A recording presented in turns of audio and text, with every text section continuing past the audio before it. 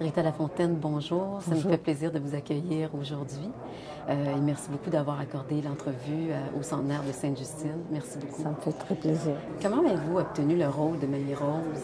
C'est François Flamand, le producteur, qui m'a téléphoné tout simplement et qui était très ému par ce texte-là, bien entendu, et qui m'a demandé si j'accepterais de le lire, premièrement.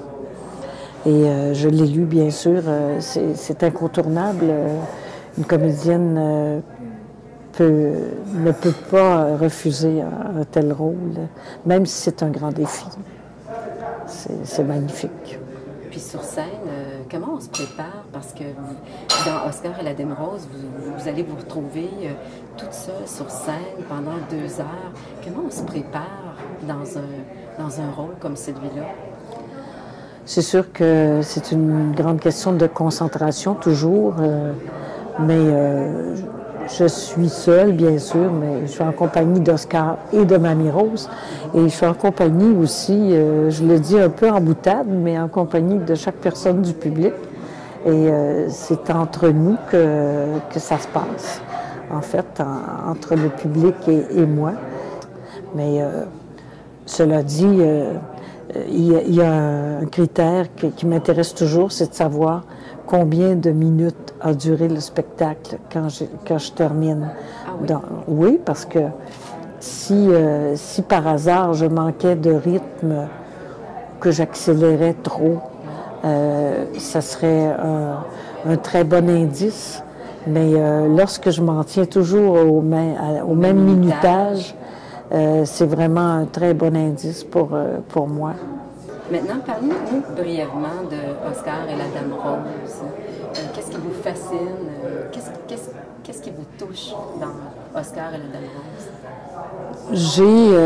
J'ai cette croyance que Dieu existe. En fait, la foi, c'est une grâce, c'est une vertu aussi, c'est une vertu théologale, une des 3 grandes vertus. Et bon, à mon avis, il faut toujours prier pour avoir la foi parce que c'est assez rassurant d'avoir la foi et c'est un grand cadeau. Donc, cette notion-là de la présence de Dieu, la présence de l'invisible aussi, et puis la beauté en fait, c'est un texte d'une grande beauté, mais c'est magnifique. À mon avis, ce qui est si beau, qui est particulièrement beau dans le texte, c'est vraiment cette notion de vieillir de 10 ans à chaque journée. M'a complètement épatée. Chaque journée, c'était une tranche de 10 ans. Donc... En même temps, c'est très concret parce que c'est là et ça fait partie du mystère de la vie, finalement. Alors, c'est un texte que je suis loin d'avoir terminé d'explorer. Même si je le jouais 200 fois, 500 fois, j'aurais toujours le même plaisir. Et aussi, la recherche des nuances, c'est ce qui est toujours intéressant.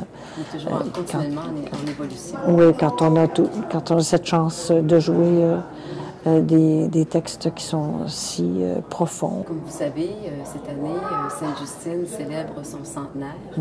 Puis en ces célébrations du centenaire de Sainte-Justine, les producteurs de Sortie 22 ont offert comme cadeau d'anniversaire à Sainte-Justine l'œuvre d'Éric Emmanuel Schmitt. Ce qui a permis ainsi de présenter cette pièce remarquable en collaboration avec Hydro-Québec. Maintenant, j'aimerais que vous me parliez du lien que vous avez avec Sainte-Justine, ou ce que Sainte-Justine représente à vos yeux. Bien sûr, Sainte-Justine, c'est un phare pour tous les Québécois. Et c'est magnifique le travail du personnel et de toutes les équipes, évidemment, c'est du grand art. Oui, c'est vrai, comme le vôtre d'ailleurs, et que vous jouez. C'est du grand art. J'ai déjà joué un personnage d'une hématologue dans un téléroman, et j'avais visité le département d'oncologie à ce moment-là. C'était un retour enfin, oui, en quelque sorte. Vous aviez un message à transmettre aux petits Oscars, c'est-à-dire les enfants de Sainte-Justine, les mamies roses, si vous aviez une pensée, un message, quel serait-il? En fait, cette façon qu'a Mamie Rose de parler de Dieu à Oscar, en fait, c'est une façon de... Bon, c'est presque thérapeutique, l'écriture. Écrire à Dieu, c'est s'écrire à soi-même aussi, en quelque sorte, pour mieux comprendre la vie, pour mieux apprivoiser la mort, s'il y a lieu, parce que c'est pas forcément... ça se termine pas toujours de cette façon-là pour les enfants. Dieu merci. Oui. Mais enfin, oui, ce serait ce message-là. Finalement, vivre chaque jour comme si c'était la première fois, comme dit le texte. Dieu vient rendre visite à Oscar et Oscar le remercie parce que Dieu lui dit son secret. Son secret, c'est regarde chaque jour le monde comme si c'était la première fois. Et c'est toute la beauté de la vie, évidemment. C'est une bien belle leçon de choses que vous nous transmettez aujourd'hui, Madame Lafontaine. Qu'est-ce que vous auriez à souhaiter à Sainte-Justine pour les 100 prochaines années? Oh mon Dieu! C'est une grande question. Que les chercheurs trouvent toujours de plus en plus, c'est tellement fascinant, trouvent des solutions, des remèdes. Et parce que c'est très beau, ce travail-là qui se fait, c'est magnifique. Si c'était plus nécessaire d'avoir des hôpitaux dans la vie. Dans 100 ans, on ne sait jamais. C'est un grand et beau souhait. Madame Lafontaine, on vous remercie de tout notre cœur de nous avoir accordé cette entrevue. On a bien hâte de vous voir, puis on vous souhaite le meilleur des succès. Merci. C'est ça. Alors, on a bien hâte de vous voir. Merci beaucoup de votre générosité. Merci beaucoup. Merci, Madame Lafontaine. Merci.